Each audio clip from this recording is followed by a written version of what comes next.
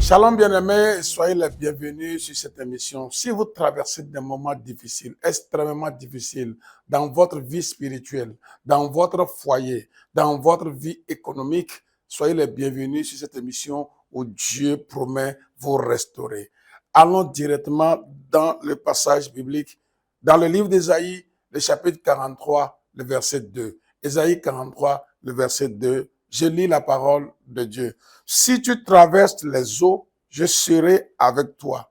Et les fleuves, ils ne te submergeront point.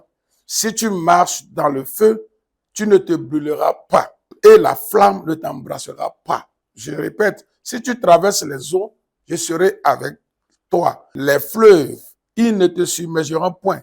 Si tu marches dans le feu, tu ne te brûleras pas et la flamme ne t'embrassera pas. Oui, c'était la parole de Dieu donnée au prophète Isaïe pour le peuple Israël au moment où il traversait des difficultés terribles. Il y avait des dégradations spirituelles. Il y avait plus de vrais sacrificateurs. Israël n'existait plus comme un royaume. Et puis, l'état économique est criard. Mais Dieu disait à Israël en ce moment, je vous aime et je serai avec vous. J'annonce à quelqu'un que Dieu est avec vous. Peu importe ce que vous traversez. Et sa présence fait la différence. Quand la Bible dit « je serai avec vous » et c'est Dieu qui parle, sa présence fait toujours la différence. Oui, vers 913 avant Jésus-Christ, à la mort du roi Salomon, le royaume d'Israël a été divisé en deux. Et plus tard, les deux royaumes, celui du nord, celui du sud, ont été emmenés captifs par Babylone, où Israël a cessé complètement d'être une nation. Voilà, il n'y avait plus de roi, il n'y avait plus de vrais sacrificateurs, je le disais, il n'y avait plus une vie de sainteté, c'était de l'âme, bien-aimés. Et Dieu leur disait, au lieu de la colère, je décide maintenant vous racheter, vous restaurer. Et je voudrais dire à quelqu'un, toi qui étais vraiment spirituel, zélé, aujourd'hui, tu es dans les péchés, dans les liens de péché, dans les liens abominables, et tu gémis. Dieu dit, j'aurai pitié de toi et je vais te racheter, je vais te restaurer dans ta vie spirituelle.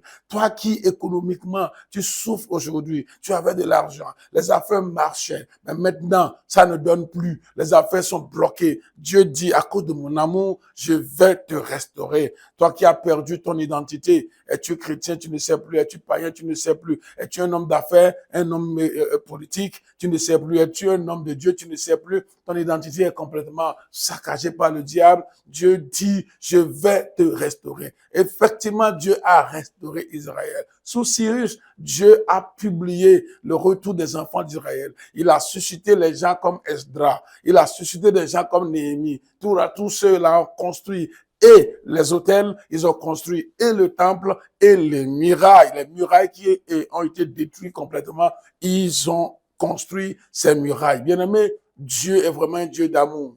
Il est le Dieu puissant qui restaure. Et il promet vous restaurer. Je voudrais que vous recevez sa parole aujourd'hui. Vous croyez en lui et vous trouvez de force pendant que Dieu commence par agir dans votre vie. Laissez-moi vous parler également que moi-même, j'avais traversé des vallées dans les années 95 où j'essayais d'implanter une seule assemblée. Bien aimé, c'était difficile au point où j'ai dû fuir le village une nuit. J'ai marché près de 20 kilomètres. Pour que ceux qui maîtrisent la région, c'est de Kulkamea, sauver mon sac de voyage sur la tête la nuit, là, quand je rentrais dessus. C'était une grande vallée, c'était une grande pluie, c'était des fleuves que je traversais. Mais si vous m'entendez aujourd'hui, c'est que Dieu a été avec moi pendant ces moments de fleuve, pendant ces moments de feu. Et la flamme ne m'avait pas consumé complètement. Et je vous dis, le même Dieu existe et c'est de lui que je vous apporte cette parole, que vous ne serez pas embrassés par le feu, vous ne serez pas submergés par ces fleuves que vous traversez. Il vous promet son amour, il vous promet sa restauration. Et je libère cette restauration sur vous maintenant même.